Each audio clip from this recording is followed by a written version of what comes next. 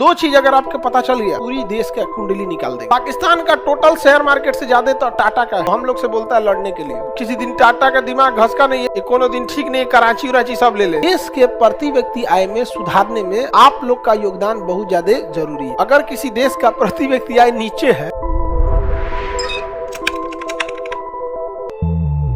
देश में अगर कोई भी आदमी पीछे है ना, तो आपका प्रति व्यक्ति आय प्रभावित होगा, क्योंकि प्रति व्यक्ति आय में पर कैपिटा इनकम में देश का टोटल आय और बटा टोटल जनसंख्या रखा जाता है। तो आप समझिए ध्यान से, कोई भी देश, अगर किसी देश के बारे में आपको जानकारी जुटानी है तो उस देश के बारे में 3-4 चीजों का बस पता करना है। सबसे पहला, उस देश का जीडीपी कितना है, ग्रॉस डोमेस्टिक प्रोडक्ट। इसी के आधार पर आप जीएनपी एनएनपी तक पहुंच जाएंगे, निकाल लेंगे। दूसरा आपको पता करना है उस देश के बारे में पर कैपिटा इनकम कितना है, सीपीआई, पर कैपिटा इनकम कितना है। इन दो चीज अगर आपको पता चल गया, पूरी देश का कुंडली निकाल देंगे आप। प्रति व्यक्ति आय नीचे है, उस देश में खुशहाली बहुत कम होगा। समझ में आ रहा है कि नहीं? जीडीपी नीचे है, इसका मतलब व्यापार का माहौल वहां नहीं है, स्किल्ड लेबर नहीं है, बिजली की व्यवस्था नहीं है, सड़कें अच्छी नहीं है, लॉ एंड ऑर्डर अच्छा नहीं है, इकोसिस्टम अच्छा नहीं है। समझिए, जिस तरह डॉक्टर जांच करता है ना, आप जाइएगा तो थोड़े पूछेगा, ब्लड जांच करेगा और यूरिन जांच करेगा। कूल व्यवस्था निकाल दिया, 90% बीमारी आपका पकड़ लेगा केवल ब्लड और यूरिन जांच करके। बच गया अल्ट्रासाउंड, एक्सरे, तो उसके लिए आप स्टॉक मार्केट देख लीजिए। क्या देख लीजिए? Stock market. जैसे आपका ये सेंसेक्स वगैरह देखते हैं ना, निफ्टी सेंसेक्स, शेयर मार्केट, उस देश का शेयर मार्केट अभी कितना है, समझ में आ गई नहीं क्या? पाकिस्तान का टोटल शेयर मार्केट से ज्यादा तो टाटा का है। पूरे पाकिस्तान का जितना है ना, उससे ज्यादा टाटा का है। और हम लोग से बोलता है लड़ने के लिए, किसी दिन टाटा का दिमाग घसका नहीं है। जिस तरह से अडानी आगे बढ़ रहा है ना, ये कोनो दिन ठीक नहीं, कराची उराची सब ले ले। तो ये ये तो अभी आगे की चीज है, आपको अभी पढ़ाई नहीं है, तो स्टॉक मार्केट उसको बाद में समझेंगे।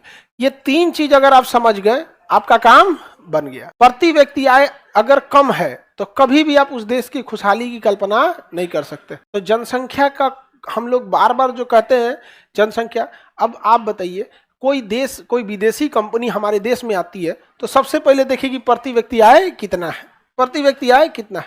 अब भारत में महिलाओं को काम नहीं करने देता, तो प्रति व्यक्ति आय प्रभावित हो गई यहाँ पे। तो देश के प्रति व्यक्ति आय में सुधारने में आप लोग का योगदान बहुत ज्यादा जरूरी है। आप लोग पीछे रह गए, थोड़ा सा बराबर में आइए। समझ में आ रहा है कि नहीं आ रहा है? और जब भी समाज अपने ट्रांजिशन फेज में होता है तो उस समय आपको समाज के हिसाब से चलना होता है। अभी समाज महिला और पुरुष को लेकर ट्रांजिशन फेज में है, ठीक है, अपने टॉप फेज पे नहीं है। टॉप फेज पे जब पहुंच जाइएगा ना, तब एकदम आप रूल रेगुलेशन के हिसाब से, कई बार आपको समाज के हिसाब से जैसन देश वैसन भेष वाला काम करना पड़ेगा। और आप लोग इस चीज को जितना जल्दी समझ जाइए उतना जल्दी बेहतर है यहाँ पे। अब यहाँ पे बताइए, अभी समाज ट्रांजिशन फेज में है और आप जाके समाज में, गाँव में जाके भाषण दीजिएगा कि महिला पुरुष में क्या अंतर है, सब बराबर ही है। अच्छा, आप लोग भाषणों देने में खाली कूल ले देके कपड़े पे चलाते हैं, क्या जैसे वो पहनता हमको ही पहनना रही।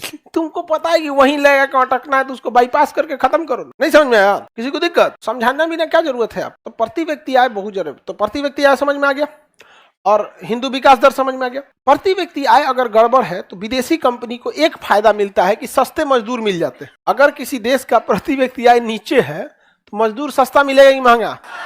हाँ, सस्ता मिल जाता है फटाक से मजदूर।